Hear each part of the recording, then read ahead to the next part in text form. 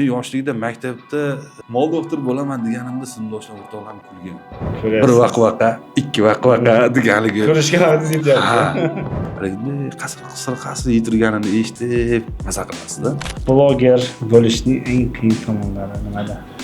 Veterinar emasman, lekin ayrim qo'shnilar ichidagi veterinarlar bilan tortisha olaman.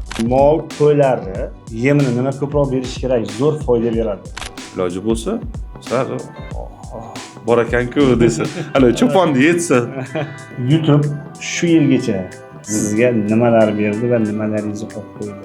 Faqat Silusga kepak sevib bermasligingizni so'rab qo'ygan bo'lardim. Hayotingizda eng katta xatoyingiz nima va undan qanday saboq olgansiz? Orin chiroyli ko'rinishligi uchun nimaki bo'lsa berilgan. Aka, do'stlar tanlashda nimalarga e'tibor berish kerak? U toqqa chiqish uchun nima qilish kerak? Ozgina tushib turib, keyin yana chiqish kerak ekan.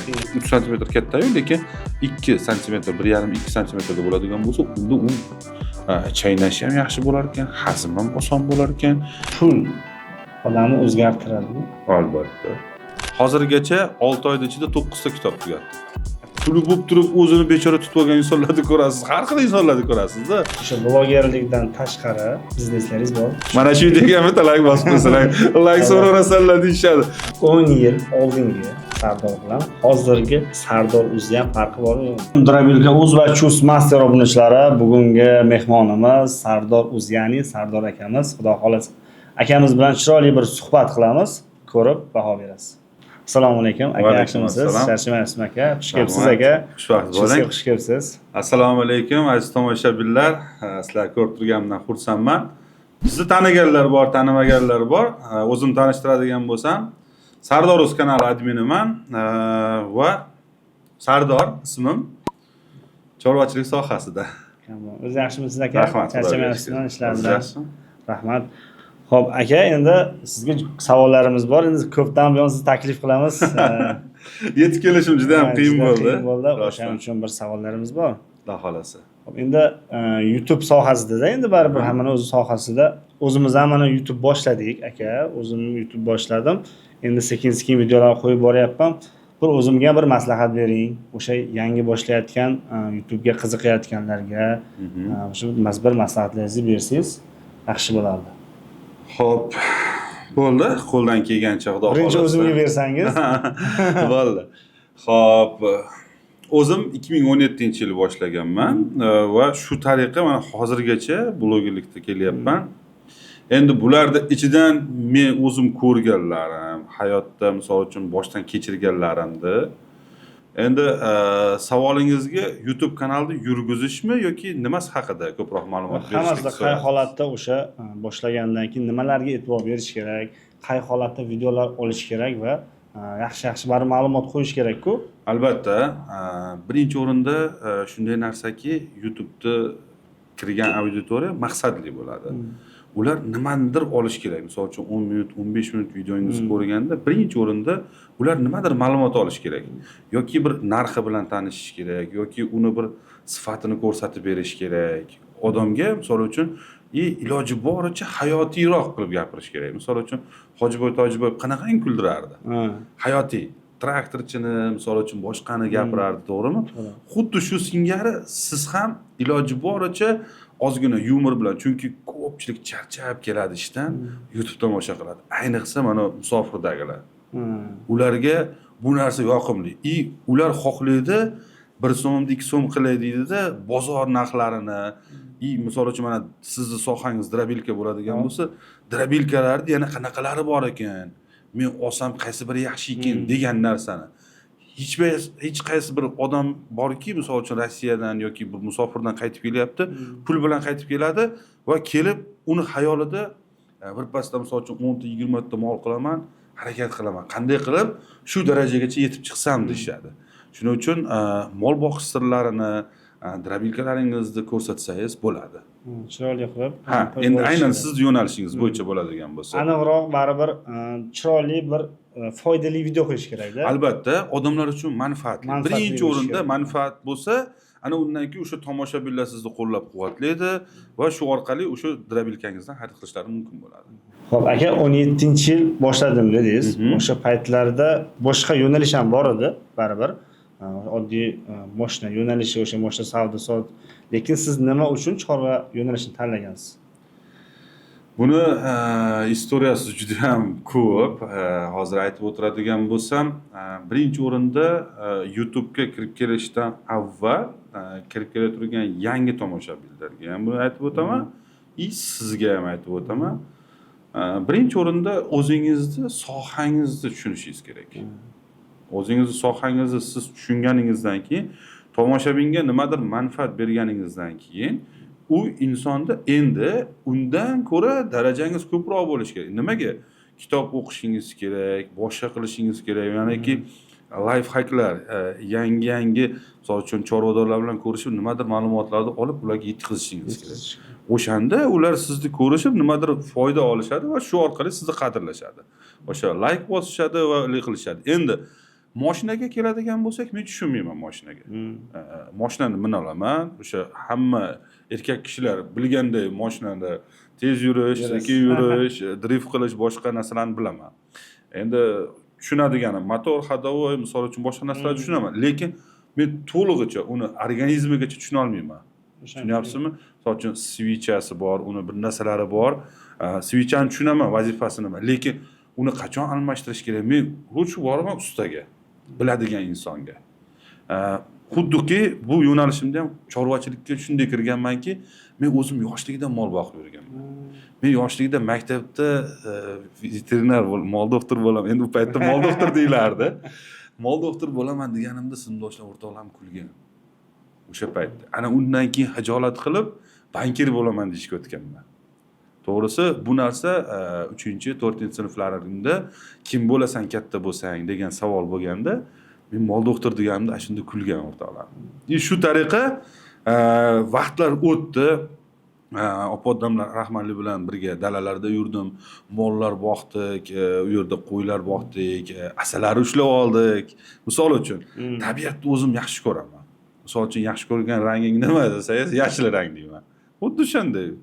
Ana shu orqali men shu narsani bildimki, bilgan narsangizni odamlarga ma'lumot tariqasida beradigan bo'lsangiz, ular qo'llab-quvvatlashadi, xudo xolasa. Keyingi savolim, aka, hozir o'zingiz ham chorva bilan shug'ullanasizmi? Chorva boqasizmi? Shug'ullanaman. Xo'p, nima mol boqasizmi, qo'ymi? Xo'p, asosan qo'ychilikka urg'u berilyapti. Nimaga? Qo'ychilikda barakasi bor. Birinchi o'rinda barakasi, ikkinchi o'rinda kam pul bilan qadamma-qadam sekin-asta chiqib borishingiz mumkin. Siz ko'paytirib borasiz, siz? Ko'paytirib borish tariqasida o'zidan sotib, o'ziga chiqarib, ya'niki men YouTubedan boshqa yerdan daromadimni o'zim olib kelib, u yerga tiqib, sekin-asta ko'paytirib borish. Maqsad 10 yillik strategiya qo'yib olganman o'zimga. O'sha 10 yillik strategiyamda erishish uchun 1000 ta qo'y qilish niyatim bor. Maqsad bor. Inshaalloh.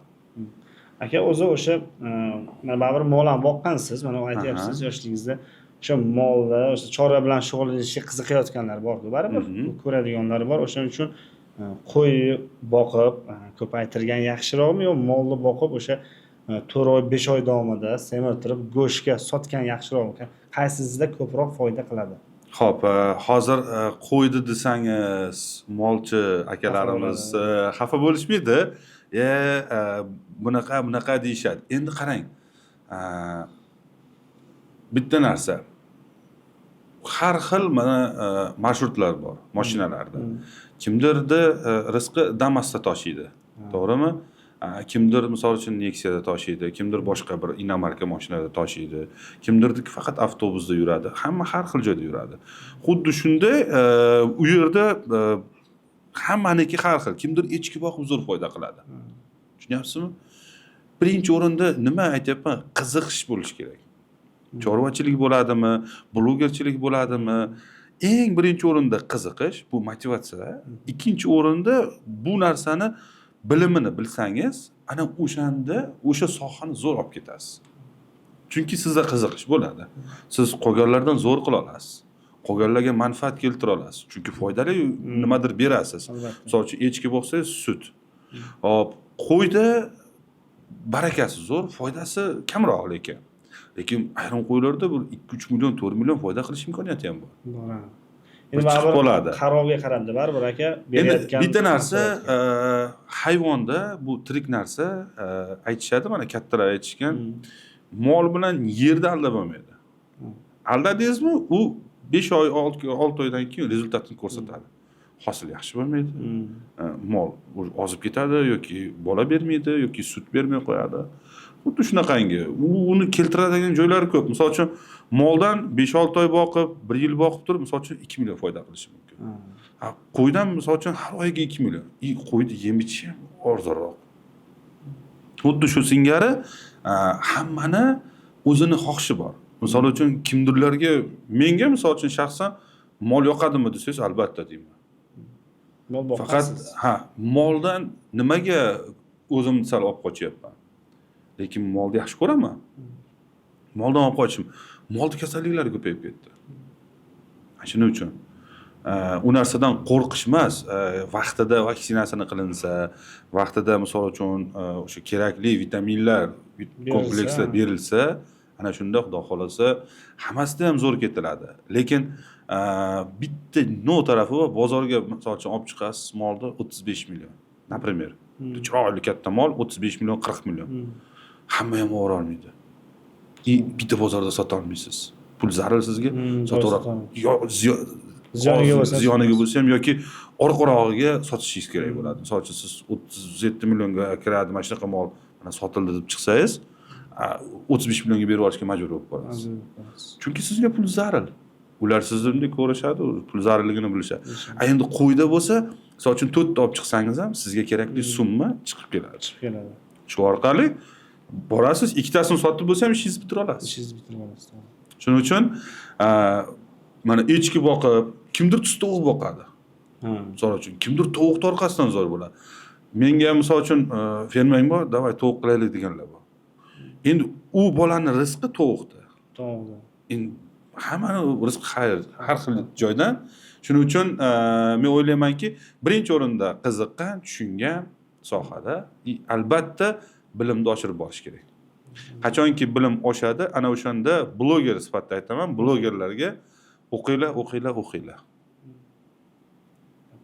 Maslahatim. Rahmat. Aka, o'sha keyingi savolim, bozorlardan o'sha mol, o'sha qo'yni olayotganda o'zi nimaga ahamiyat berish kerak? Birinchi o'chirda. O'sha chunki yangi olayotganlar, mana o'zim aka ko'rgan bo'lsangiz YouTube'imizda, o'sha kanalimizda yangi proyekt boshlaganman. 25 ta qo'y olib, o'shani 5 oy davomida boqib turib, dadamga trekker olaman deb niyat qildik.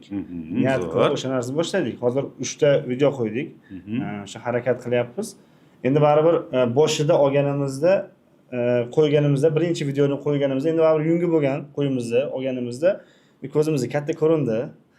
Olgandan keyin baribir videoga qo'ymasdan oldin bu yungini tozalab turib, keyin qo'ydik. Ko'p akalarimiz, tushunadigan akalarimiz kommentariyaga ozgina qimmat olsan deyishdi.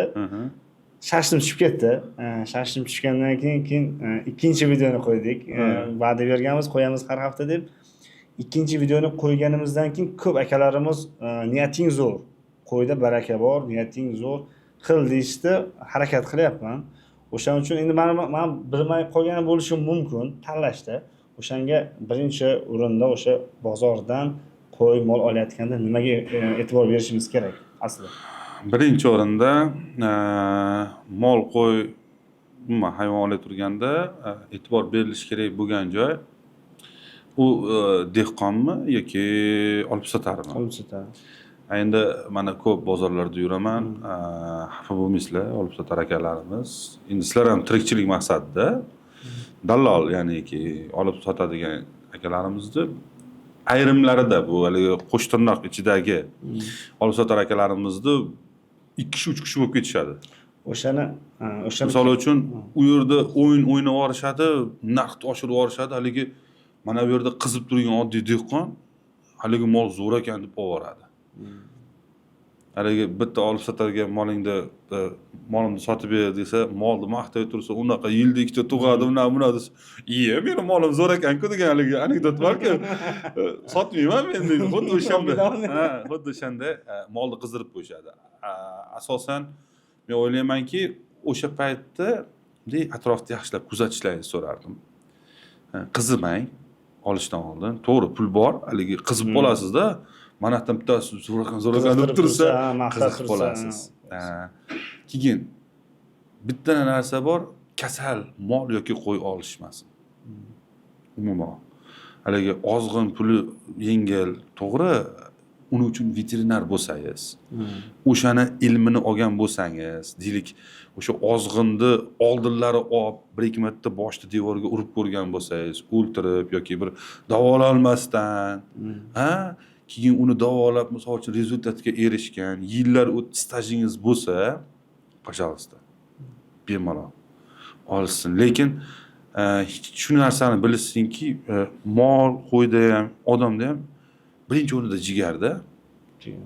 Agar jigar misol uchun ketgan bo'lsa, qo'y misol uchun ozg'inroq qo'y bo'ladi, yaxshi boqilmaganda deb qo'yishadi. Yo'q, rost, yaxshi boqilmagan qo'y, misol uchun ko'zini qarasa bo'ladi, qo'yda, molda ham. Uni ochganda qizil tomirlar, qon aylanishi yaxshi bo'lyapti. Ana shu narsalardan bilsa bo'ladi. Keyin mana mol olay turganda, mana misol uchun burni, ayniqsa buzoqlarda terlab turgan burunda olsangiz, u sog'lom bo'ladi. Keyin kasal mol hech qachon semiz bo'lmaydi. Sog'lom mol yoki sog'lom qo'y semiz bo'ladi. Shu narsani unutmasa bo'ldi. Maslahatim shu. Endi rangi, zoti, uni o'zlarining yoqqanlari, cho'ntaklariga qarab. Baribir zotdor mol olib o'sha boqqan yaxshiroq deyman. Endi qarang, to'g'ri, qo'shilaman gapingizga, lekin bunday narsa borda, hech kim birdaniga misol uchun boy bo'lib ketmaydi-da. Hozir siz misol uchun deylik 10 million pul topyapsiz. 2 millionni qo'rqmasdan ajratib qo'ya olasiz. Endi buni 10 oy ajratadigan bo'lsangiz, bu degani 10 oy ajratadigan 20 million so'm pul bo'ladi, to'g'rimi? Endi siz nimadir xarid qila olasiz. Siz chunki 10 million pul topyapsiz-da, endi misol uchun 5 million pul topsangiz 2 million ajrata olmaysiz. Endi hammani cho'ntagiga qarab turib, hisobini olgan holatda bu katta molda foyda katta, to'g'ri, lekin bizni bozor ham ko'tara olmay qolyapti. Vaqti kelsa, ana shu 1 tonnali limuzinlar bizni vodiyda ola olmaydi. Misol uchun olishi mumkin. Xorazm, Qoraqalpog'iston, misol uchun Navoiy, u yerda asosan mol go'shti. Nimaga bilasizmi? Chunki issiqligi uchun. Issiq bo'lganligi uchun mol go'shti sovuqlik. O'shanda o'rnini bosadi. Lekin aytishlari mumkin Qashqadaryo, Surxondaryochi qo'ydi, misol uchun deyishlari mumkin. Ularda umuman haligisi boshqacharoq. Pishirish uslubi ham misol uchun ular o'sha barra qo'zi yeyishadi, misol uchun qo'zi. Unda haligi kamroqda yog' anaqasi kamroq bo'ladi. Hazm bo'lish yumshoqroq go'shtda. Shuning uchun deb o'ylayman, u tomonlarda yaxshi ketadi u. Ularda o'z organizm shu narsaga moslashib bo'lgan. Xuddi bizdagidek. Misol uchun o'rislar bizga kelsa, ruslar ya'niki biz bir tovoq osh yeb olsak, ular tarelkada ozgina yeb turib, voy, qornim deyishadi-ku. Hamma joyda endi iqlimiga qarab turib o'zlari moslashishadi. Asli moslashadi, inson moslashuvchan. Unda shunda endi mol qo'y olay turganda asosiy sog'lomligiga e'tibor qaratishsa, o'sha veterinarga ketib qolmaydi ular foydalari. Самое главное shu. Aka, hozir bundan oldingi bitta videomizda, podkastimizda savol yozilgan haligi. E'tiroz desangiz ham bo'ladi. Kommentariyaga 5 oy, 6 oy qiynalib, o'sha issiqda emas, sovuqda qiynalib boqamiz u molda. Bozorga olib borgandan keyin 3 ta 4 ta o'sha xafa bo'lishmaydi. O'sha savdogar, dallollar ushlab olishadi-yu, o'zlari bitta kelishib olib, bitta narxdan chiqarishmaydi. Birlari kelsa, ikkinchilari keladi. Keyin uni majbur hali qiynalib turgan bo'lamiz. Biz aytgandek, pulga qiynalib turamiz, sotiladi, lekin yarim soatga bormay uni ustiga kamida 1 million qo'yib sotishadi. O'sha to'g'rimi? Chunki boqqandan ham ko'p, o'sha qiynalib o'sha shuncha vaqtini o'tkazib boqqandan ko'p ular foyda qilishyapti. To'g'ri. unaqa holatlarda почти birlab, ikkilab emas, bir yuzlab desam ko'rganman unaqa holatlar. O'zimda ham bo'lgan yoshlikda. Ayniqsa bizda Mingbuloqda shunaqa bo'lgan. Misol uchun kichkina bolalar, bo'yi ham kichkina, o'zi ham kichkina bolalar shuni kelib ushlab oladi. Men savdo qilyapman, 5,000 qo'shib boradi. Vaqt o'tadi, bozor o'tadi. Vaqt o'tkazadi xolos. Bozor Mana Shahidon mol bozoriga chiqsangiz, unaqa emas. Bu yerda olmasang qoch. Qo'lni qo'yib yubor, tort. Menga misol uchun Shahidon yoqadi. Bu yerdaligi savdo aka olmaysizmi? Olyapman. Kam so'ragan oladi. Yo'q, to'g'ri, kam so'ragan oladi, lekin o'zi qolgan bozorlarda ham shu narsa o'zi rivojlandi ancha, lekin chekka joylarda hali ham bor. Ushladimmi, meniki keling degan narsa. Men so'rab qolgan bo'lar edim, har bitta inson misol uchun mana yo'lda gaylar bilan yurishibdi, gaylar bilan video qilyapti. Huquqini bilsa, misol uchun gay akalarimiz ham qo'yib yuboryapti, to'g'rimi? Albatta. Xuddi o'shanday bozorga ham kirdimi, o'zini huquqida bo'l. Men senga sotmayman. Xohlasam sotaman, xohlasam sotmayman. Mol menda, pul senda. deb murojaat qilishsa, menimcha yaxshiroq bo'lar deb o'ylayman. Endi bu meni shaxsiy fikrim. Yana haligi qolganlar unaqa yoyish mumkin, lekin bu meni fikrim. Nimaga? Ochiq shaffoflik bo'lsa, o'shanda aldanishliklar kam bo'ladi deb o'ylayman. Shunaqa. Keyingi savolimiz, chorvachilik sohasida o'sha boy bo'lib ketish mumkinmi yo yo'qmi? Nima deb o'ylaysiz? O'sha o'zingiz bilgan, chunki shuncha yillardan buyon o'sha chorva sohasida yuribsiz, o'zingiz o'sha chorvani orqasidan o'sha boy bo'lib ketganlarni ko'rganmisiz ko'zingiz bilan? O'sha molxonalarga borasiz baribir reklamalar uchun. O'shaning uchun bunaqangi insonlar ko'p. Chorvachilikda baraka bor. Baraka bor. Haqiqatdan chorvada baraka deyishgan. Barakasi bor. Lekin degan joyi bor. Ayrim insonlar chorvani faqat biznesga yoyib qo'yishadi.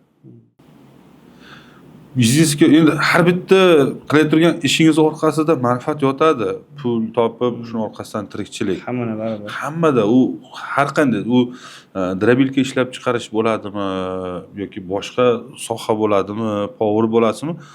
Pul topish. Albatta. Manfaat pul topish. Iloji yo'q, lekin to'lig'icha 100% biznes qilib qaratmaslik kerak. Chorvada mehr kerak. Chorvada kirishingiz kerak. Siz mol bilan xuddiki qo'pol qo'yayotganda, mol qasr qilsa maza qilasiz. Siz misol uchun qo'yingiz yemay turganda qanaqa kayf bo'ladi? U kayfni boshqa narsa bermaydi-da, to'g'risi. Qasr yetirganini eshitib maza qilasiz-da. Xuddi o'shanda o'shan tushunish kerak, sevish kerak. Birinchi o'rinda ana shu yo'nalishdi, ya'niki mol yo'nalishi, chorvachilikda shu mol yo'nalishi bo'ladigan bo'lsa, u molga misol uchun bo'rdoqchilik, naslchilik, o'sha sut. Shuning ichida endi aniq bitta anaqani o'zlariga qo'yib olish kerak. Maqsad. Maqsadda. Va o'sha bo'rdoqchilikmi? Bo'rdoqchilik bo'yicha oxirigacha kerak bo'lsa, mana ruscha kitoblar bor. O'zbekcha kitoblar bor, chiqqan, tarjima bo'lgan. Mana Samarqand veterinariya anaqasiga kirilsa, Telegramlarda u yerda o'shalarda liglari bor, darsliklari bor. Men o'zim ham misol uchun shaxsan foydalanaman. Qo'y kasalliklari, mol kasalliklari, boshqa kasalliklar. Ayrim atamalarga tushunmasligim mumkin. Chunki haligi yunoncha qanaqadir haligi, lekin qolganlariga o'sha men uning ichida yurganim uchun tushunaman. Veterinar emasman, lekin ayrim qo'shtirnoq ichidagi veterinarlar bilan tortisha olaman. O'zingiz tushunasiz. 9 yillik tajriba bilan. Bu bilan men zo'rman deya olmayman. Men borib molni davolay olaman deya olmayman. Lekin ba'zi bir holatlarda sporgacha borib qolganda, sporgacha shu molni so'yib yuborishgacha даже shunaqangiliglar bo'lib ketgan. Shunaqangi holatlar bo'lgan. Yo'q, bu bunaqa deganimizda noto'g'rilar "Voy, bo'ldi, oxiri men qo'limni ko'tarib yuborganman." To'g'risi, qarasam bitta jonli ketib qoladigan, bo'ldi, men hali qilmayman deganman. Xo'p, aka 2026-yilda o'sha chorvaga eng ko'p zarar yetkazgan kasallik qaysi bo'ldi? Hop, stomatit har yilgi kasallik. Dermatit mana shu 2-3 yildan beri juda avjida. Hozir ham avjida. Og'iz yarami? Yo'q. Badanda toshmalar. Toshib, yorilish. U oxiri o'lim bilan tugaydi. Stomatitdan xuddi shunday. Og'iz yaralash, og'izdan so'lak oqish. Bu kasallik doimiy u qish yoz deb o'tirmaydi. Qishda ham kelaveradi, yozda. U yuqadigan kasallikmi yo? U qushlar orqali yuqadi. Men yaqinda o'qigan edim, u haqida ma'lumotni yerga tushgandan keyin yerda ham 60 kun yashar ekan. Oddiy mana turpoqqa tushar ekan. Ana shu yerda ham 60 kun hayot turar ekan. Qarang-da. Bu degani ertaga misol uchun axlatini oldiga bunday qilganda tushgan bo'lsa, u kelib birorta qush bunday qilib ichidan misol uchun qovun o'ynagan urug'ini oldimi, o'zi bilan olib ketdi-da, boshqa joyga borib silis yetirgan bo'lsa, shu yerga to'kadi-da. Unga yuqadi. Bakteriyani yerga to'kkandan keyin aydan o'zi narigi molga o'tib ketadi. U shu qushlar ham kasallik toshish bo'yicha juda chempion hisoblashadi mollarga. Shuning uchun shu narsalarga ham e'tiborli bo'lish kerak. Bozordan mol olayotganda uyga kelgandan keyin birinchi o'sha vaksina qilish kerakmi asli aka? Yo'q. Chorvangiz uchun yem tayyorlashda ko'p vaqt sarflayapsizmi? Unga biz yechimni topib qo'ydik. Bunda sizga Chusmaster yordamga keladi. Bu drabilkamizda ho'l quruq hashaklaringizni 1 sm dan 10 sm maydalash mumkin. Makka bug'doy arpalaringizni yem holatda keltirish mumkin. Dastavkalarimiz butun O'zbekiston bo'yicha xonadoningizgacha yetkazib beramiz. Mutlaq tekin. Mahsulotimiz qiziq bo'lsa, pastdagi nomerlarga aloqa chiqishingiz mumkin. Bozordan mol olasizmi, qo'y olasizmi? Birinchi o'rinda ma'lumot. Suvni berib, mol salqinga boylash kerak. Qish bo'lsa, ichkariga. Boshqa hech narsa bermaslik kerak. Vaksina qilish shart emas. Yo'q, vaksina qilish kerak. Qarang, siz bozordan olib deyapsizmi yoki olib undan keyingi jarayonlarda aytgandan keyin 1 hafta davomida.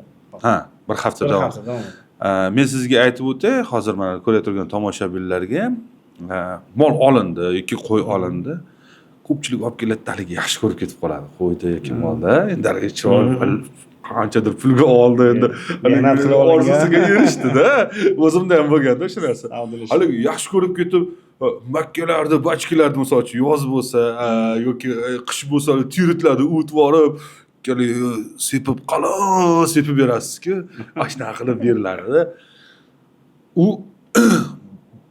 U bozorga chiqishdan avval atalarni ichgan. Terit yegan qish bo'lsa, to'ydirgan. Yoz bo'lsa po'choqlarni yegan.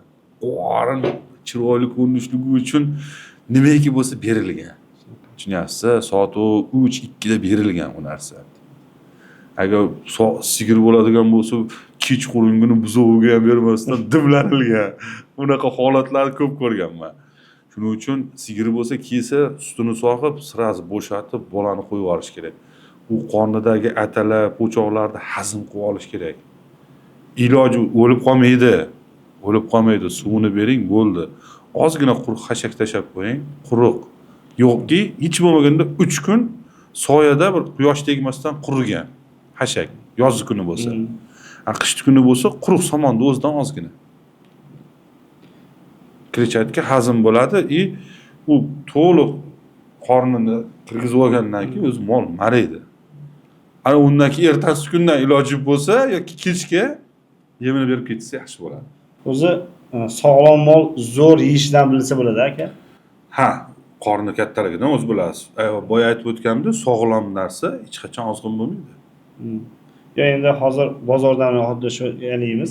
Bozordan olib kelgandan keyin berilgandan keyin ertasiga indiniga o'sha kasalmi yo'qmi bilishini baribir yeyotgan mahsuloti qanday yeyishidan ham bilsa bo'ladimi? Kasal mol baribir yeyishi suslashadi-ku. Albatta, bilsa bo'ladi.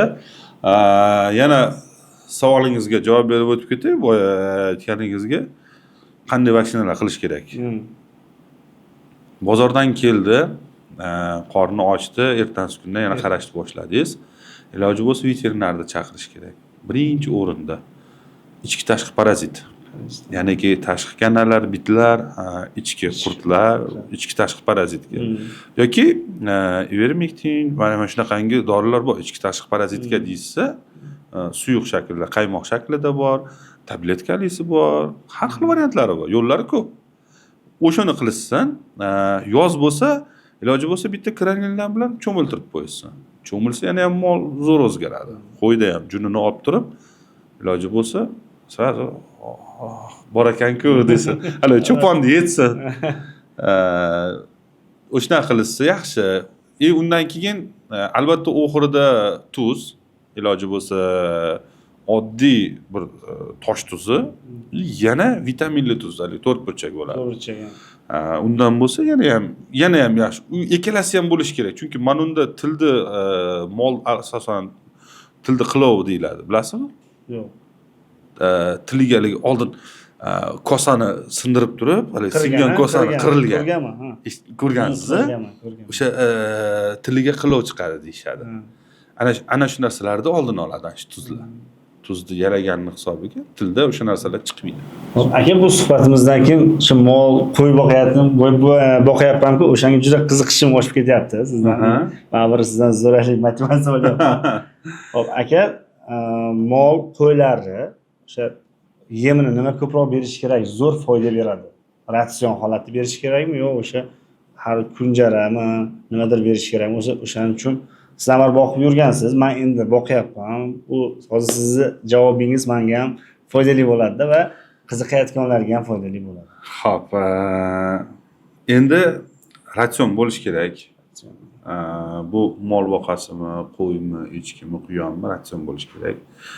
Qarang, mana qo'y boqay turgan bo'lsangiz, qo'chqor boqib bo'rdoqchilikka, ya'niki qo'chqor boqay turgan bo'lsangiz, semirtirishga bo'ladigan bo'lsa, uni ratsioni boshqacha bo'ladi. Agar u bo'g'oz qo'ylarda, misol uchun, bo'g'ozlik davrida yemida ratsioni boshqacha bo'ladi. Endi tug'gan, bolasi bor, u ertaga qo'chqorga tayyorlovda bo'la turgan bo'lsa, bolani ham emizyapti-da, qo'chqorga tayyorgarlikni boshladi. Ana shu paytda bo'ladigan bo'lsa, uni ratsioni boshqa. Tushunyapsiz? Har birini mana bizda endaligi oldinlar shunaqa bo'lgan, endi molni ushlab turib olib dalaga chiqib ketib, qoziq qoqib qo'yilardi, yuraverardi. Endi hozir boshqacha, xuddiki yosh bolalardan mana Z avlod, alfa avlod deganda, men o'ylaymanki, hayvonlardan xuddi shunday bo'ladi. Chunki kasalliklar mutatsiyalashyapti. O'sha oldingi ishlagan dorilar ishlamayapti. To'g'risi. Kasalliklar ham kuchayib boryapti, naborot. Endi bu yaratilyaptimi yoki bu mutatsiyalashyaptimi bilmayman. Lekin men aniq bu narsa haqida boya aytib o'tganim, men veterinar emasman. Bu haqida men o'zim o'ylaymanki, bu borgan sari bizda immunitet shakllansa, hayvonlarda ham. Xuddi shunday ular yana kuchayib qaytib kelaveryapti-da.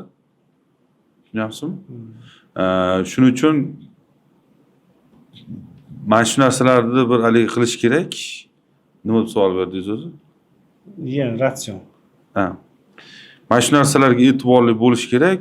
Yem ratsionda chiroyli ahamiyatli qaratish kerak. Ya'niki soya berish kerak. Soya обязательно berilish kerak. Soya juda ham foydali narsa. Bizdagiga e'tibor berishmaydi, lekin qo'ylarda ham, misol uchun semirishiga ham boshqacha ham soya. Makka ozuqa birligi kuchli. Paxta shirot deyishadi, misol uchun pista shirot deyishadi. Ana shulardan ratsionda bo'lishi shart. Ratsionda keyin mana chayni soda bor. Achishga yordam beradi. Misol uchun somon. Men yaqinda bildim mana shu ma'lumotni.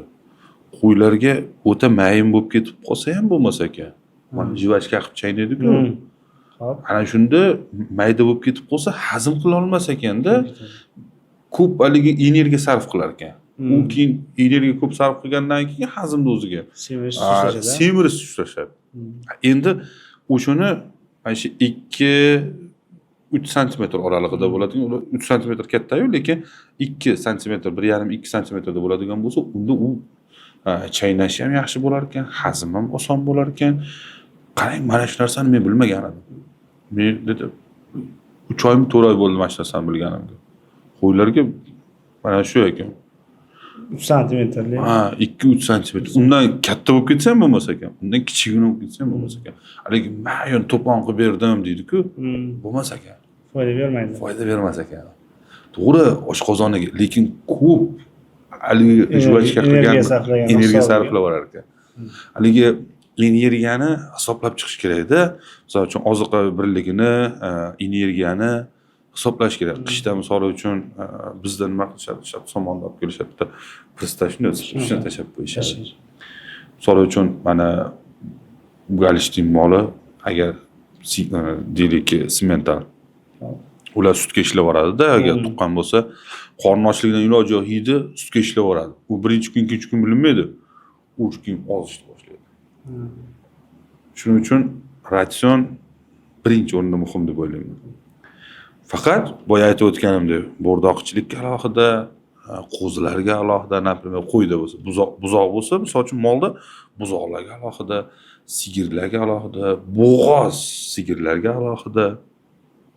Misol uchun mana broilerda ham 3 xil toifa bor, bilasizmi? Boshlang'ich, rost, finish. Ha? Start. Xuddi o'shanday mana jo'jaligida start bilan boshlashadi-da, oxiri 45 kunligida finish bilan tugatishadi. O'rtada rost, unda vitaminlar, yog'lar hamma qo'shilgan. Sabab u o'sha o'stirib beruvchi kalsiy, magniy, shunaqangi temir modda, narsalar ko'p bo'ladi. O'sha o'sadi turganda organizmga kerak bo'ladigan o'sha kalsiylarni ko'paytirgan bo'ladi. Shu haligi mol suyagidan yoki boshqasidan maydalanganini tashab beradi yemiga. Shuni hisobiga ular ko'ryapsizmi, ratsion bilan-da. Xuddi o'sha ratsion bilan mol qo'ylarda ham xuddi shunday. Mana oddiy somon kepak sepib berish bu davrlar o'tib ketdi. To'g'risi. Hozir aka mana aytdim-ku, niyatimni 25 ta qo'yganman. O'sha 5 oy davomida boqsam 4 milliondan oldim, 100 million so'mga 25 dona oldim. Sog'liqlardi. Yo'q, Qo'chqor oldim. Qo'chqor. Ha, o'sha bitta joydan zotli o'sha hisorlik joylar emas, shuni oldik. Hozir boqyapman. Boshida makkalilari bersam, kommentariyada akalarimiz 2 oy davomida ali kepak berdi işte. Kepak ber, keyin 2 oydan keyin sekin yemga qo'ysang bo'ladi deydi. O'sha hozir silos beryapman. Yarang'oq qo'yani maydalab, drabilkada maydalab, o'sha aralashtirib ustiga kepak sepib beryapman. O'sha to'g'rimi?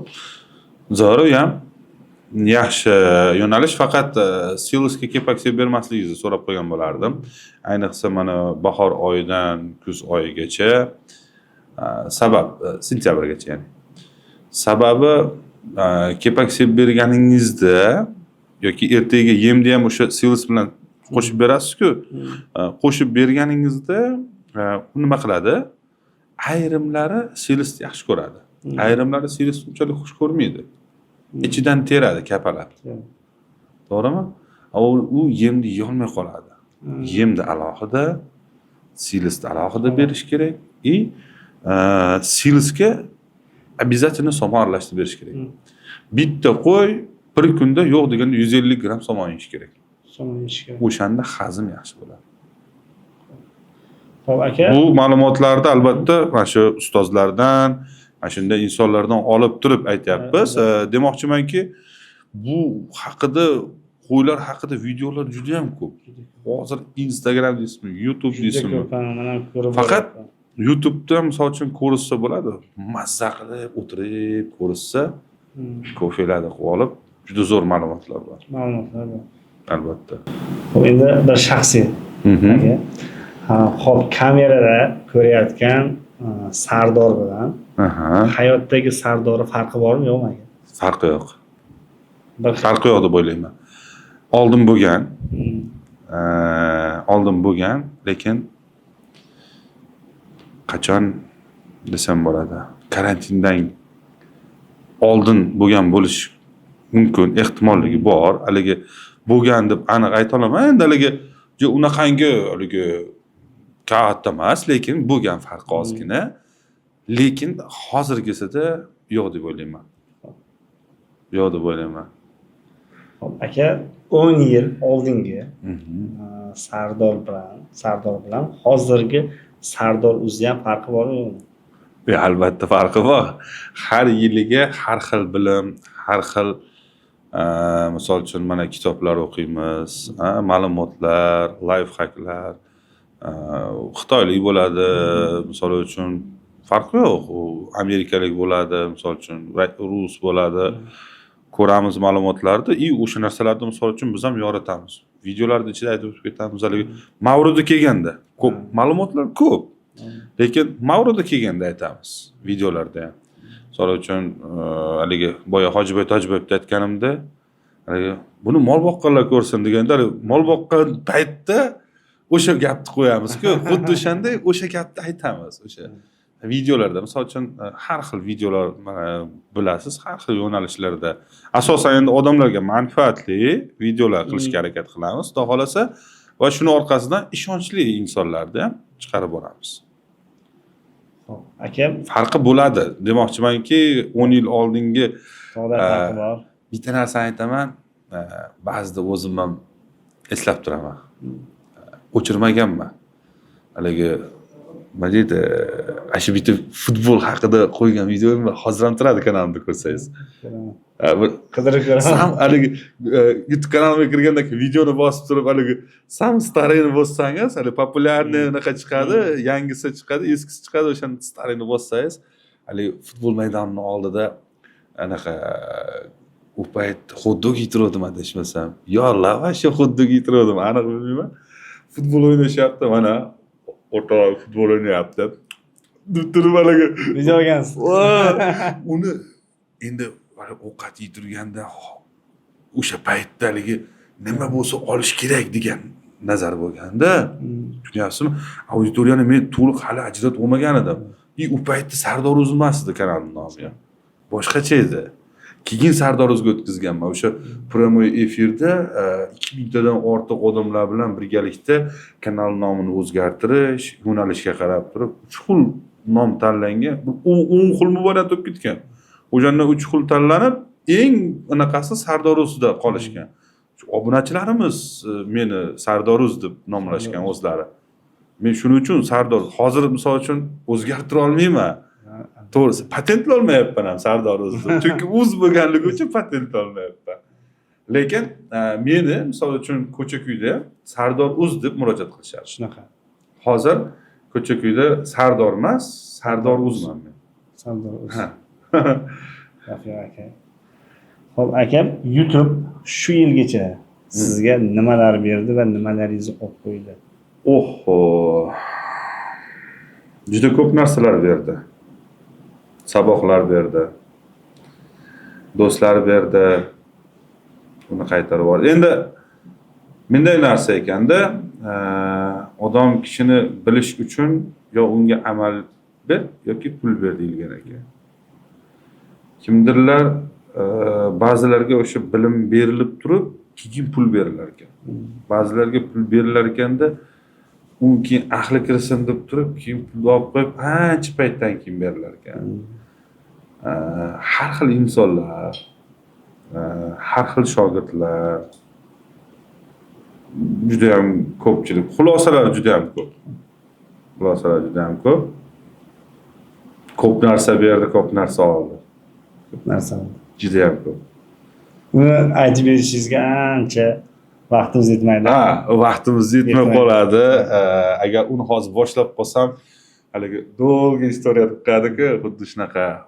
Shuning uchun 9 yillik davomida, lekin men eng xursand bo'lgan narsam networking.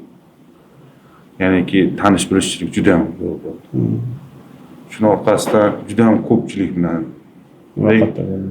muloqotda bo'ldim, tanishdim. va qayergadir qandaydir yumush bilan kirsam ham men xursand bo'laman. Hozir bankka kirsam ham misol uchun bezovchir chaqirib yuborishadi. Men ularga qanaqadir bir pul berib qo'ymaganman yoki boshqa qilmaganman, hurmat qilishadi. Men o'zim xijolat qilib yuboraman, ba'zida mayda kutib o'tirgan odamlarni ko'rib o'zim xijolat qilib yuboraman. To'g'risi, ba'zida haligi bankka kiraman, boshqa joyga kiraman, xursand bo'laman. Gap yo'q. Ba'zida haligi ham bo'lasiz, lekin xijolat ham qilasizda, to'g'risi. Shuncha mana aka shuncha yil davomida o'sha yurtdoshlarimizga yaxshi manfaatli videolar qilgansiz, ma'lumotlar bergansiz. O'shaning uchun ham sizni hurmat qilishadi. Rahmat. Agarda o'sha ichida yolg'onlari bo'lganda, nimalargadir da'vat qilinganda u unchalik bo'lmasdi deb o'ylayman baribir. Hammasi Alloh fazli bilan. Albatta. Aka, do'stlar tanlashda nimalarga e'tibor berish kerak? Do'st tanlash juda ham bir qiyin ish deb o'ylayman. Chunki do'stingiz sizga doim hamroh bo'lishi kerak. Pulingiz bo'lganda ham, bo'lmaganda ham va albatta birinchi o'rinda do'stni sinab turib, kerak bo'lsa 3-4 martalab sinab turib, ana undan keyin uni endi hali o'z-o'zidan men seni do'st qilib olaman deya olmaysiz-da, bir kishini oldiga borib turib, to'g'risi.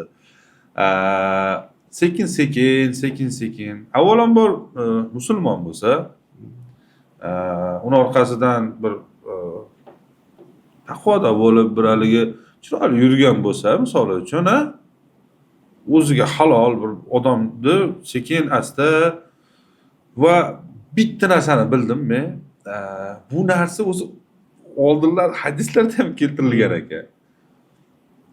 Agar do'stingni bilmoqchi bo'lsang, safarga chiq deyilgan ekan. Safarda u o'zini qanaqaligini shunday ko'rsatib beradi. Bo'ldi. Birinchi siz biznesda hamkorlik qilasizmi, kimdir bilan yoki umuman o'sha bilan do'st bo'lmoqchisiz. Bo'ling do'st. Ko'p mehrni, ko'p vaqtingizni o'tkazib yubormasdan u bilan iloji boricha bir safarga chiqib ko'ring. Shu yerga balki vohaga 2 kun, 3 kun misol uchun aylaning yoqqa bu yoqqa. O'z 2 kun, 3 kun ichida u sizga kimligini shunday sotib beradi. Birinchi xulosam shu, mana shu haligi u yoq bu yog'i bunaqa bo'lsin, unaqa hech kim misol uchun haligi emas. Nima deydi? Universal emas, bir haligi odam emas-da, to'g'risi. 5 qo'l baravar emas-ku. Xuddi o'shanda bittasi kichkina, bittasi kichikroq bo'lib turib polvon, bittasi uzun, har xil. Shuning uchun hech qachon bir haligi odamni topib bo'lmaydi. To'liq siz o'ylaganday to'lig'icha odam inson yo'q. Hammani bitta kami bor.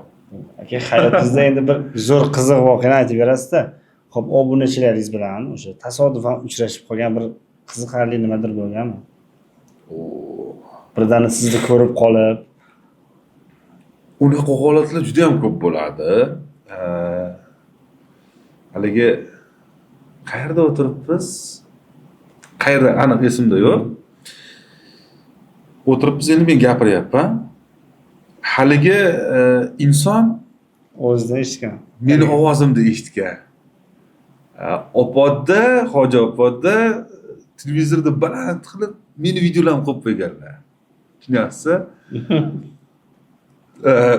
O'tirgan bo'lgan, men orqasida men gapirib turgan bo'lganman. Qarorgan, haligi ovoz kelaveryapti-da, televizorga u aytib beryapti, qararmish. Opodda men bu ovozni taniyman.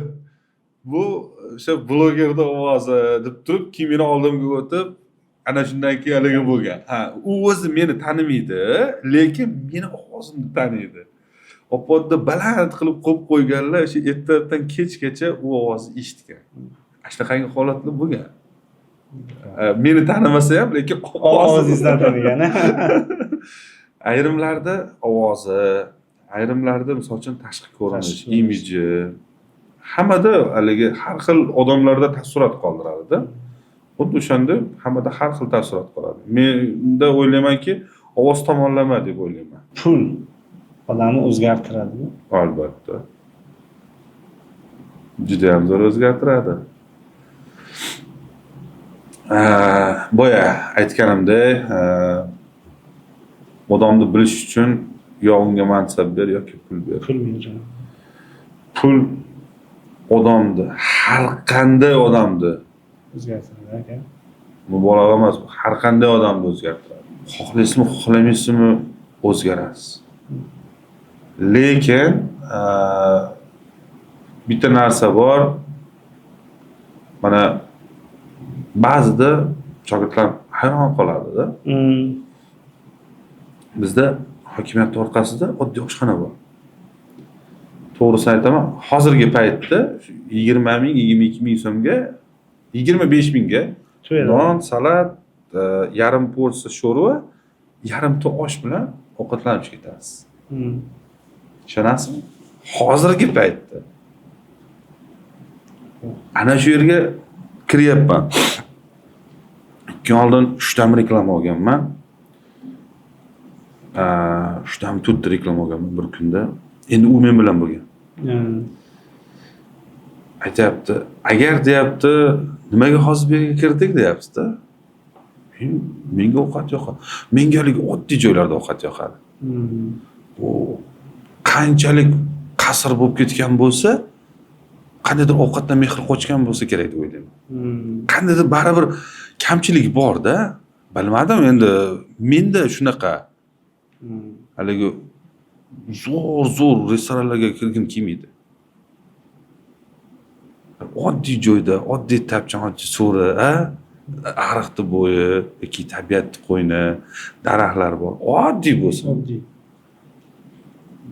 Shirin bo'lsin. Menga haligi pishirib turgan ovqat ustidagi mehr ko'proq. Boshqacha. Oddiy joyi baribir fayzi boshqacha bo'ladi. Maza qilib o'tirasiz-da. Hammasi o'zingizga o'xshagan odamlar bo'ladi. Ro'yali sodda odamlar. O'shanda shogird aytayapti, nimaga kirdik deyapti. Menga yoqadi deyapman. Agar deyapti, men siz o'rningizda bo'lganda hozir yarim kilo zakaz qilgan bo'lardim deyapti. Keyin men shunday qilib yelkasiga bitta urdim-da, o'shaning uchun boy bo'lmaysan-da deb qo'ydim. Aka, lekin pul haqiqatan ko'p odamlarni yoningizga olib kelar ekan. Olib keladi. Yo'qotar ekansiz o'shalarni. To'ppa-to'g'ri. Chunki mana o'zimiz ham boshimizdan o'tyapti, baribir pulimiz bu davrdan o'ylaymanki 99% odam o'tadi. Mana shu anaqadan pulni topadi, havolanadi ozgina, kibirga ketadi, bitta tashlaydi, xuddi otni jugani tortilganda tortiladi, ko'zlar ochiladi. O'zingiz o'ynadingiz. O'sha joyda. Ana o'shandan keyin o'zingizni u yog'iga sekin tortishingiz kerak bo'ladi. Endi otni juganning o'rnida siz ot bo'lasiz. Yog'iga. O'shanga iloji boricha o'sha o'zini bosib olish kerak aka. Men shuning uchun boy aytdim, agar esingizda turgan bo'lsa, oldin pulni oldin bilimini olib turib, keyin doim pulni bersa, zo'r bo'ladi. Zo'r bo'ladi deb. Uzoq bo'ladi. Uzoq ketadi. Hali bilimni olmagan pul keladi, bitta biznes qilsa, men qildim. Men qildim. Oldin tan olish kerak. YouTube kanalda misol 2019-yillari sal boshqacharoq edim dedim-ku. To'g'risi o'sha paytda Sardor bilan hozirgi Sardorda ancha farqi bor. Ancha farqi bor. Men Ibrohim Gulyamovda o'qidim, ustozda. Alisher Sayevda o'qidim. Juda ko'p shaxsiy rivojlanish bo'yicha kitoblar o'qidim. Atom odatlar tavsiya qilaman, misol uchun kitob o'qishlarini. Ana shularda ana 22 da o'shani o'qidim-da, o'qib turib, o'rtada 21 da bitta menga atkat bo'lgan pastga. Pastga tushib chiqqanman. Haligi toqqa chiqib turib, chiqsam, haqida yana katta tog'lar bor ekan-da. u toqqa chiqish uchun nima qilish kerak ekan? Ozgina tushib turib, keyin yana chiqish kerak ekan. Qiynalish kerak. Ha, o'sha atga o'sha tushib turib, keyin yana sekin chiqib ketyapman, xudo xolasa. Xudo xolasa aka. Ana shu o'sha baland, men ko'zlagan baland toqqa chiqqanlar bilan gaplashib, "Ohoy, qaydan yuray?" deb turib chiqib ketyapman. Asta-sekinlik bilan chiqib olgan yaxshi baribir aka. Asta-sekinlik bilan chiqib ketgan yaxshi. Bitta narsa, trend har doim o'ladi. Albatta. Nimaga bilasizmi? YouTube kanalim tez ko'tarilsa, tez orqaga qaytadi. Instagramda ham. Instagram ham tez ko'tarildi. Hali tez qaytadi shunaqa. Odamlar zerikadi Instagramdan. YouTube shunaqangi foydali bazaki u yerda podkastlar shunaqangi ko'p, shunaqangi maza qiladi. Biz ham o'sha tadbirkorkimi harakat qilamiz. Iloji boricha yaxshi ma'lumotlar berishga harakat qilyapmiz, lekin prosmotr zo'r bo'lmaydi-da. Lekin bitta jinnilik qilib qo'ysangiz, qarasangiz o'shalari malisi prosmotr millionda. To'g'ri, chunki TikTok algoritmi, Instagram algoritmi shunaqa. Hozirgi bolalarni bilmadim, tushunmayapman men uncha. Balki meni dunyoqarashim o'zgargan, bu aniq, lekin men bu bolalarni baribir tushuna olmayapman. Qayga qarab ketib turgan, necha soat Instagramda vaqtini o'tkazib turgan. Misol uchun 1 soat podkast kursi qancha ma'lumot oladi? Misol uchun-da, lekin 3 soat men o'zim shaxsan nimaga Instagramni shaxsiyimda o'chirib tashladim? Hozir yo'qmisizda? Yo'q. Qancha bo'ldi aka? 30-dekabrda o'chirib tashlaganman. 2025. 6 oy bo'ldi. Hozir o'sha Instagram kirib yurgan paytingiz bilan hozirgi payt farqi bormi? Albatta. Ishlaringizga ulguryapsiz, qandaydir ishlarimga ulguryapman. Birinchi o'rinda halovat bor, xotirjamlik bor. Haligi esimdan chiqib qolishi, misol uchun kimdir bilan nima haqida gaplashdim, haligi yengil dofamin degan narsalarni unutdim. Men usiz ham yashalar ekanman. Misol uchun Instagram bo'lmasa ham boshqa, misol uchun men bemalol podkast ko'ryapman, kitob o'qiyapman, vaqtim bo'lyapti. Osmondagi bulutlarda yoshligimizda bir vaqvaqa, ikki vaqvaqa deganligi ko'rishga vaqtingiz yetyapti. Bulutlarda haligi hayvonlarni, otlarni, bir qanaqadir multfilm qahramonlarini yarata olasizda, bunday tomosha qilsangiz.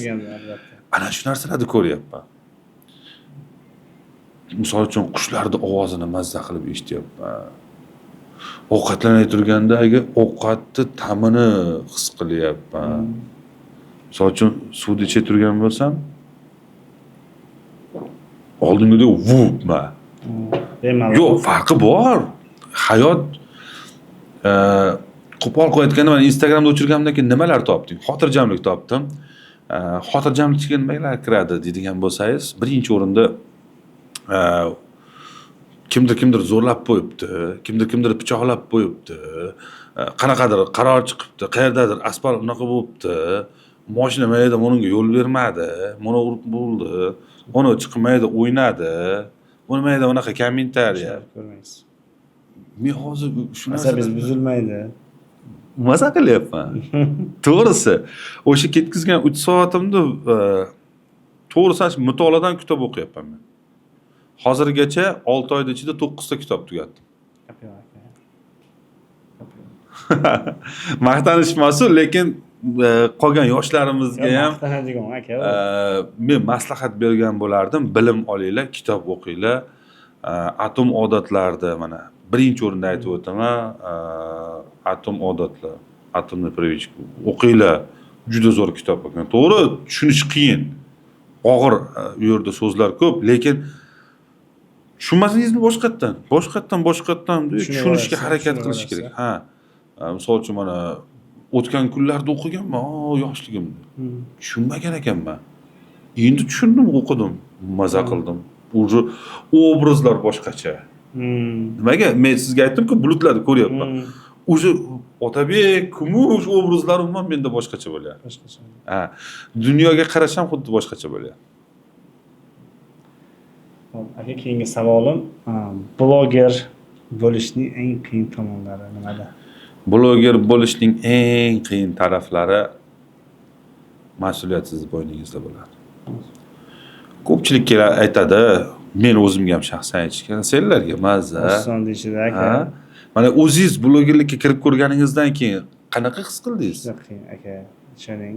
Hozir ish bilan buni aralashtirib Olsa, ana shunaqa haligi mana ko'pchilik oson deb o'ylaydi-da. Misol uchun biz boramiz, borgandan keyin ayda gaplashamiz, kadrlar teramiz, endi shogird teryapti-yu deydi. To'g'ri, shogird teryapti. Shogird tergandan keyin ham ayda videoni qilamiz, to'g'rimi? Ssenariy qilamiz, gapirish kerak, ko'rib turgan tomoshabinlarni qiziqtirish kerak, boshqa qilish kerak. Ha, to'g'ri ma'lumotlarni berish kerak. Qanday qilib aytsam, mana shuni sal to'g'riroq haligi ba'zi birda podxodni dehqoncharoq berish kerak-da. Ana shuni qanaqa qilib bersam bo'ladi podxod deysiz-a? Keyinda o'ylaymanda, bunaqa. Miya bilan doimiy fikrda bo'lasiz. Miya bilan doimiy fikrda bunaqa qilishim kerak deysiz. Kelgandan keyin montaj. Halik 20 minutlik videoga hazil harom ishoning 4 soat vaqt ketadi. Bitta videoga. 20 minutlik videoga kamida 4 soat vaqt ketadi. Bu bo'lsa 6 soat. Aka mana hop nechagacha ishlaysiz? Kunda kechqurun. Kechqurunmi? O'shani ayting aka. Odatda ko'p holatlarda mana hozir yozda bomdod 3 ta bo'lyapti, 3 ta chaqirilyapti. 3 dan keyin uxlayman. Bomdoddan keyin uxlaysiz. Ha. Lekin aksariyat 1, 2 erta kirib o'rsam 11:30, 12 kiraman uyga. Maza deyotganlar buni eshitsin aka. Lava? Maza blogerlarga Ha, maza blogerlarga mazza. Ha, blogerlarga mazza. Yo'q, to'g'ri. Maza sayohatda yurasiz. Misol uchun menga o'xshab bu yoqda video oladigan bo'lsangiz, sayohatda yurasiz. Yaxshi insonlarni ko'rasiz. Ha, yaxshi insonlarni ko'rasiz. Puli bo'lib turib o'zini bechora tutib olgan insonlarni ko'rasiz. Har xil insonlarni ko'rasiz-da. Ba'zi bor muomalalarni ko'rsangiz, вообще zo'r odamlar bilan tanishasiz. Shu aytaman, birinchi o'rinda sayohat, ikkinchi o'rinda networking, tanishuv bo'ladi. U odam sochi fermer bo'lgani bilan prokuraturadan chiqqan yoki nima, ertaga qanaqadir ishingiz bo'lsa, "Hoy" desangiz, zo'r, dokument tomonlama ham yordam berishadi. Ash tomonlama ham zo'r. Taniganda gap yo'q aka. Aka, hayotingizda eng katta xatoyingiz nima va undan qanday saboq olgansiz? Hayotingizdagi eng katta xato va undan nima saboq olgan? Qanday saboq olgansiz? Hayotimda eng katta demayman, lekin o'rnak bo'lgan saboq olishga bir akani quruq gapiga ishonib u yerga katta pul tikib olganman. Hali dokument ham yo'q narsaga. Ana o'shandan keyin haligi og'zi kuygan qattiqni ham puflab ichar deyishgan maqolga rioya qilaman. Hozir men nimadir xarid qilmoqchi bo'lsam, endi haligi yer yoki shunaqangi narsa bo'ladigan, ko'chmas mulk yoki biror narsa, albatta dokumentini tekshirib, quruq va'dalar yo'q. Ha, va kimdir bilan qandaydir sherikchilik ish qilmoqchi bo'lsam, albatta yozdiraman. Men mono vazifalarda. Sen mono vazifalarda degan. Albatta sherik bilan ishlarda shunaqa bo'lishib olish kerak. O'shanda ertaga bir-biridan kutuv bo'lmaydi. O'zi ishni qildi, damda olyapti. Borsin, qora qo'yga borsin, xohlasa Chorvoqqa chiqsin. Chodakka chiqib ketsin, farqi yo'q. Ishini qilib qo'ydi zato. Xo'p, aka, o'sha blogerlikdan tashqari bizneslaringiz bormi? Bor. O'sha aytib keting, endi bir qiziqda hammaga aka. Sizni ko'pdan buyon kuzatayotganlarga qiziqda. Albatta, qiziqdir. Ayrimlarga, Instagramda ko'rishadi, lekin nima qiladi degan. Bizneslarim bor. U yerda men operatsiyonkada aralashmayman. Lekin o'rtada men borman. Har birini KPIga bog'langan ish ketaveradi. Men bo'lmasam. Ora-sirada reklamasini urib beraman. Ko'p bunaqa ishlarimiz bor. Asosiylarni sanaydigan bo'lsam, Katyol, Reklama Katyol. ketadi aka. Nomi brend ati Sof. Sof, ha? Sof Katyol. Sof brendi ostida Toshkentda tizida ishlab chiqariladi. Zavodskiy katyollar. Dastavkalari bormi? Albatta. Vodiy bo'yicha asosiy filial menman, zavod narxida sotuvchi. Xo'p. Gilam yuvish bor. Odamlarga xizmat ko'rsatish.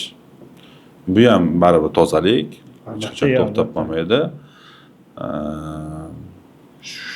Endi shunaqangi bizneslarda asosiy men operatsiyada aralashmaydigan. O'zi ketaveradi. Haligi aytayapman-ku, o'sha направление qo'yilgan, ketyapti.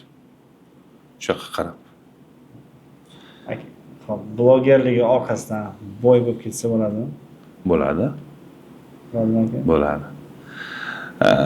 Blogerlik orqasidan agar bitta narsa borda, boya so'radingiz-ku, qanaqa biznes qilsa bo'ladi? Ha? Har qandayligi Jahongir aka aytganlardi, любой biznes хорошо.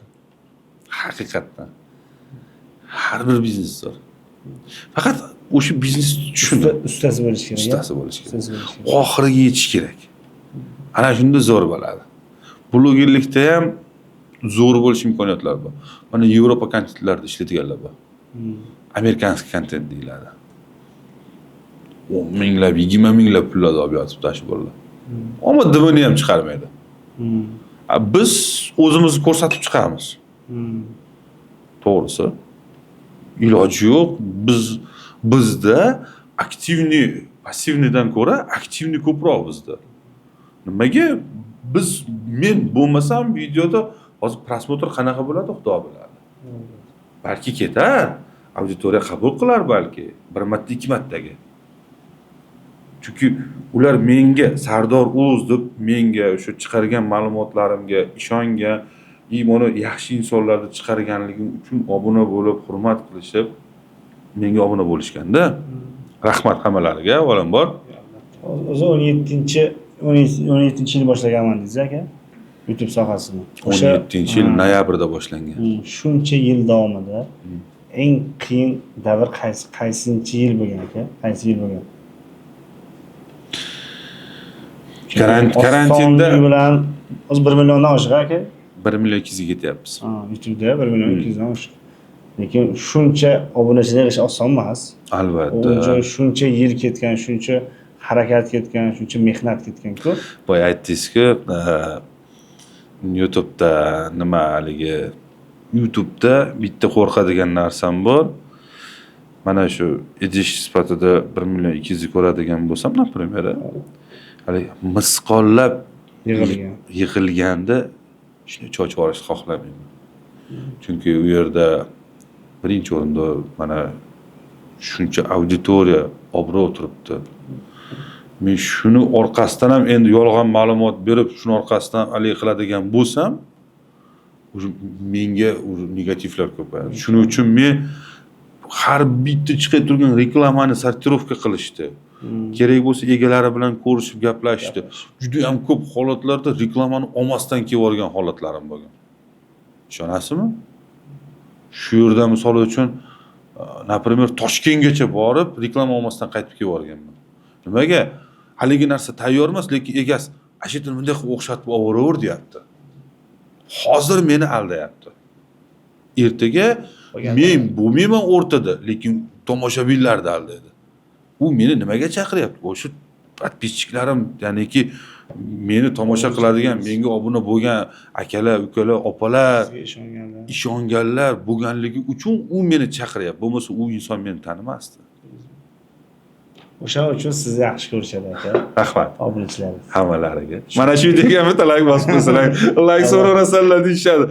Pul bermaydi like-ga, aytib qo'y. Kanalga obuna bo'lib ketsin aka. Yangi Ha, kanalga. kanalga obuna bo'linglar. Bu sizlardan pul talab qilmaydi va like bosib qo'yinglar. Bu albatta qo'llab-quvvatlash. Bunga pul bermaydi. To'g'risi, haligi ayrim bir haligi like bossa boyvachcha bo'lib ketadi degan akalarimiz bor. Pul bermaydi. Tekinding. Ha, tekin. Просто bu qo'llab-quvvatlash. Eng zo'r joyda aka Instagramga story qo'yasiz-ku. Story qo'yasiz. Shuni kirsangiz storyingizga o'zingiz yaqinlaringiz like bosmaydi-da. Ko'rgan lekin. Degani o'zida. Ha, ko'rgan. Ha, xuddi ular xayolida o'sha like bossa boy bo'lib ketaman dema. To'g'ri.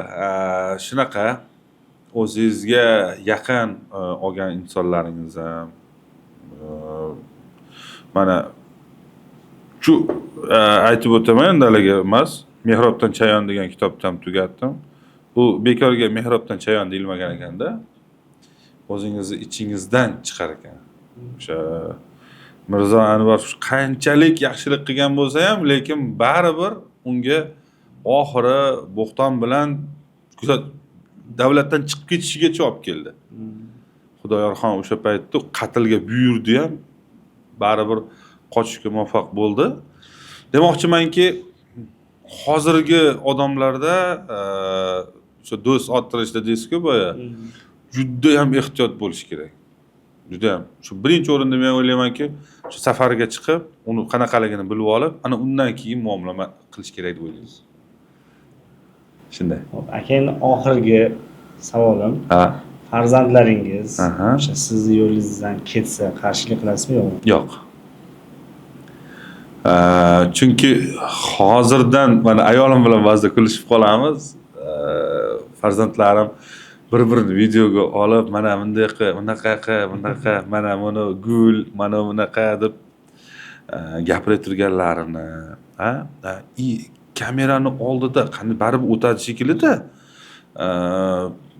Sochil sadigida, boshqadaligi she'r, skatka, boshqalarda o'qiy turib gapirib ber deganda, o'yinlar o'ynab turganda erkin o'ynab turganini yoki kameraga qarab erkin gapirib turganini ko'raman-da. O'tgan ekan, xondan deb qo'yaman. Keyin juda ko'pchilik so'raydi, haligi siz o'qiganmisiz deyshadi-da. O'qimaganman. Qayerda o'qitgan? Hayot o'qitgan. Bu shuncha gap qayerdan keladi? Bilmadim. Bu Xudo bergan bir iqtidor deb o'ylayman. Xo'p, endi videomiz oxirida o'sha bizni ko'rib turganlarga bir oxirgi gaplaringiz bo'lsa. Xo'p, ko'rib turgan tomoshabinlarga sizlar uchun alohida maslahatim, kitob ko'p o'qinglar. Kitob ko'p o'qinglar. Ko'rgazor o'zbekchasiga qanaqa bo'ladi ko'rgazor? Dunyoqarash. Dunyoqarash o'zgaradi. Birinchi o'rinda yoshlarga ham kitob ko'p o'qishlarini maslahat bergan bo'lardim. Har bitta soha, u blogerlik bo'ladimi, svarchiklik sohasi bo'ladimi, iloji boricha ustoz tanlaylar. Ustoz tanlaylarki, o'sha ustozni orqasidan yuringlar. O'sha 10 yil yurgan ustozni sizlar uzog'i bilan 1 yilda. Bo'lmasa hozirgi bolalar shu istaydi, 1 oyda sizlar o'sha bilib chiqib ketasizlar. Birinchi o'rinda любой soha qanaqa bo'lishidan qat'iy nazar. Bu deb turib, haligi mayizni olib turib, deb turib, ignadan ipdan o'tkazib turib, deb turib, upakovka qilishmi? Farqi yo'q. Uni qilib qo'ya olaman deysiz-ku, lekin o'sha qayeridan qanday holatda nechilik ignada o'tkazishlikni ustozdan bilish kerak. Ana o'shanda ishingiz ham besh bo'ladi. Har kuni uydan chiqishdan avval ota-onadan, endi ota-onasi tiriklarga, ota-onasi yo'qlarga, endi bilmadim, balki haligi misol uchun ayolidan bo'lsa ham duo olib chiqib ketsa deyman. O'shanda zo'r bo'ladi. Zo'r bo'ladi aka. Ishida ham baraka bo'ladi, o'zida ham. Bu gaplarim g'alati eshitilar, lekin men shu narsani tushunib yetdimki, shuncha mana gaplashganlarimizning oxirgi natijasi oxirgi natijasi bilim, ustoz, ota-ona bo'lsa ota-ona, ha? Ana shularga ko'proq vaqt sarflash kerak, ular bilan ko'proq muloqotda va iloji bo'lsa duolarni olib chiqib ketish kerak. Ha. Shuni so'ragan bo'lardim. Aka rahmat, xush kelibsiz. Sog' bo'ling. Xohlasa yana chaqiramiz, Inshaalloh. kelasiz. Xohlasa. Videomizni chetgacha ko'rgan yurtdoshlarimizga rahmat. Shu videomizga bitta like bosib, kanalimizga obuna bo'lib qo'ysangiz va fikringizni kommentariyada qoldirsangiz, Xudo xolasa, keyingi videolarimizda qaysi bloger yoki chorvador akalarimizni chaqirsak, chaqirishimizni yozib qo'ysangiz, inobatga olamiz. Hammaga rahmat. Ketkizgan vaqtlaringga rozi bo'lasizlar, like bosib qo'yasizlar. Hammalaringdan Alloh rozi bo'lsin. Men sizlarni yaxshi ko'raman.